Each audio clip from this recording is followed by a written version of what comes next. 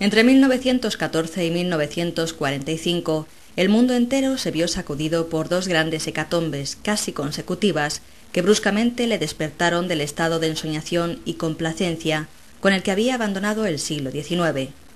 En aquel fin de siglo, las sociedades occidentales se veían a sí mismas a la cabeza de una larga evolución cultural humana. Sus máquinas parecían solucionarlo todo. El progreso científico y tecnológico haría la vida más fácil y cómoda. Ningún límite parecía inalcanzable. Pero en 1914, el precario equilibrio que sostiene al mundo occidental se desvelará insuficiente. La guerra de 1914, la Gran Guerra, como la llamaron los contemporáneos, es la primera confrontación de alcance mundial. El reparto colonial del mundo y la intervención en ella de países enclavados en continentes distintos hacen que por primera vez los enfrentamientos se extiendan a lo largo de la superficie terrestre. Los llamados imperios centrales, Alemania y Austria-Hungría, formarán una alianza que tendrá enfrente a Francia, Gran Bretaña y el Imperio ruso.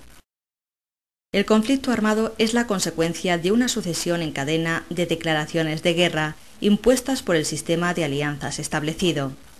El militarismo intenso del momento, las guerras comerciales y las tensiones fronterizas alimentaban un nacionalismo agresivo que a su vez era fomentado desde los gobiernos como un elemento de cohesión social frente al enemigo exterior o para tapar problemas internos.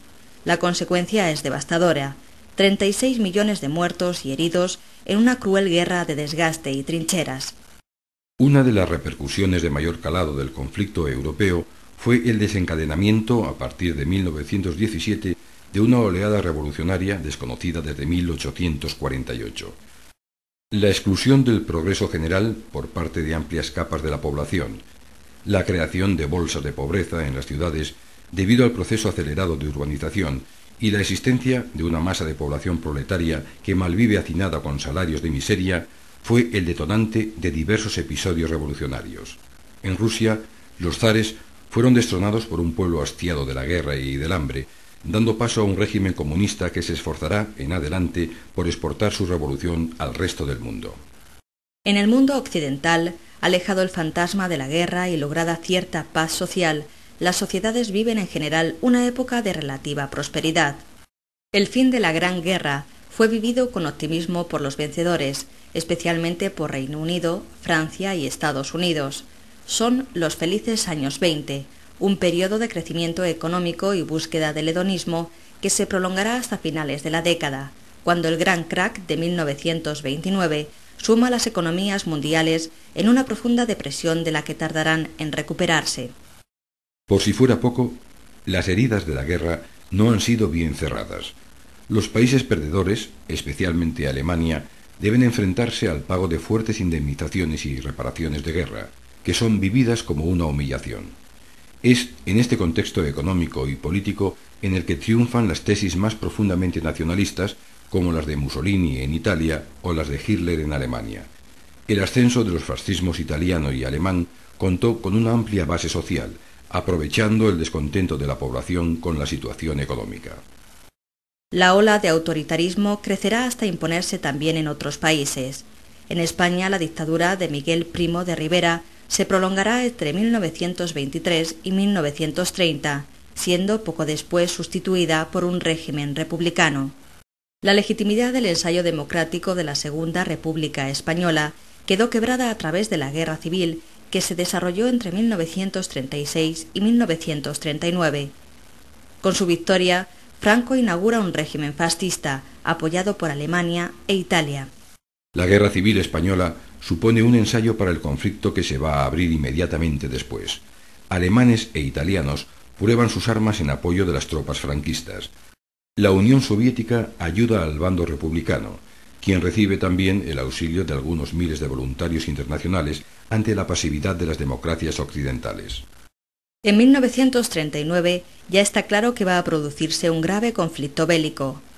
Alemania, Italia y Japón, el eje, no ocultan sus ansias expansionistas, contestadas solo de manera tibia por una Gran Bretaña apaciguadora y una sociedad de naciones dividida.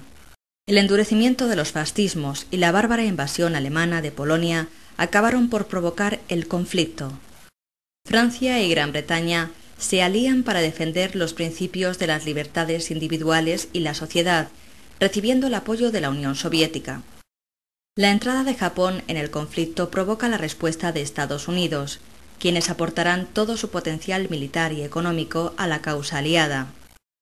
La guerra, otra vez mundial, se desarrollará en escenarios diversos. Francia es invadida por Alemania, Gran Bretaña es bombardeada y el Atlántico es el escenario donde ambos bandos intentan estrangular el suministro de materiales al rival.